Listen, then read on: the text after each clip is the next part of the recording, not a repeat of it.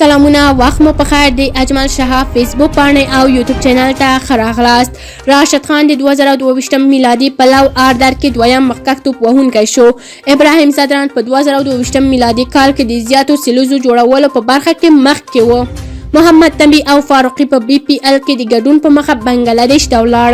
نور جزئیات په همدې ویډیو کې وګورئ. یوټیوب چینل لایک او سبسکرایب کړئ. راشد خان د 2022 میلادي کال په لو آردر کې دویم مخکې توپ وهونکی دی. د افغانستان کرکټ ملي لوبډلې لوبډلمشر د شل ورځ کرکټ ستوری لوبغاړی راشد خان په 2022 میلادي کال کې په لو آردر کې ډیر ښه ځلیدلی او دویم مخکښ منډې جوړونکی لوبغاړی دی. راشد خان د 2022 میلادي کال د شل ورځ کرکټ تر ټولو بوخت لوبغاړی و چې د نړۍ په ګوټ ګوټ کې لیګونه ولوبول او له همدې امله یې یو زیات شمېر ریکارډونه یې هم جوړ کړل. راشد خان د 2022 میلادي په شل ورځ کرکټ کې یا په اووم نمبر یا له هغه وروسته په توپ وهنې سره 381 منډې جوړې کړې دي چې دویم مقام لري. له هغه وړاندې د یوت ویسا په 403 منډو لومړی مقام لري او بن حوال چې 348 منډو دریم مقام لري. بلخوا راشد خان په 2022 میلادي کال په شل ورځ لوبو کې یو اتیا تر ټولو زیاتې وکټې ترلاسه کړې دي. ابراهیم صدران په 2022 میلادي کال کې د زیاتو سیلیزو جوړولو په برخه کې مخکې و. د 2022 میلادي کال د کرکټ لوبغاړي لپاره یو ښه او غوره کال و.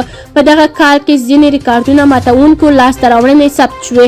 نو راځئ چې په 2022 کال کې په هر فارمټ کې راجستر شوي زیاتې سیلیزې چا وهلې. جوني برسټو د انګلستان لپاره په ټسټ کرکټ کې مثبت بدلون راوست. هغه سږ کال په ټسټ کرکټ کې شپږ سیلیزې ثبت کړې. برسټو کولای شول چې یو څو نورې سیلیزې هم ترلاسه کړي خو هغه ټپي شو. په 2022 میلادي کال کې په یو ورځنۍ لوبو کې د زیاتې سیلیزو جوړولو په نوملړ کې د افغانستان له لوري ابراهیم صدران لومړی مقام لري چې ورپسې بابر اعظم، سکندر رضا او شاهي هوب هم په درې سیلیزو سره مخکې لوبغاړی دی.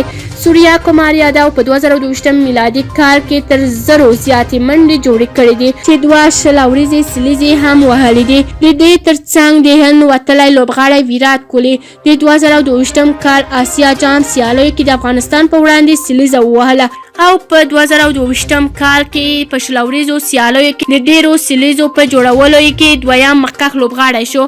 محمد نبی او فاروقي په پي پي ال کې د ګډون په مخه بنگلاديش ته ولاړل.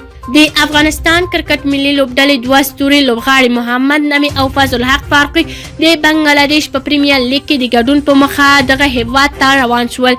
د افغانستان کرکټ ملي لوبډلې تکړه او تیز توپ اچونکی فضل حق فاروقي او مخکښ الراوندر هم په دل کې لوبېږي. فضل حق فاروقي چې تر دې وړاندې د نړۍ په ګڼ شمېر لیګونو کې هم د لوبېدو تجربه لري. دا ځل د بنگلاديش په پریمیر لیګ کې هم واخیستل شو چې دا یې لومړی ځل دی چې دغه لیګ کې لوبېږي.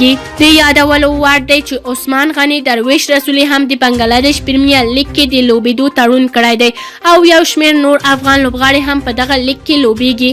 همدغه راز ګلبدین نایب، عصمت الله عمرزايي، نوین الحق، ابراهیم صدران، رحمان الله ګربز او کریم جنت هم لوبېږي. که چیرې کوم نظر لرئ کومنټ کې شریک. یوټیوب چینل لایک او سبسکرایب کړئ.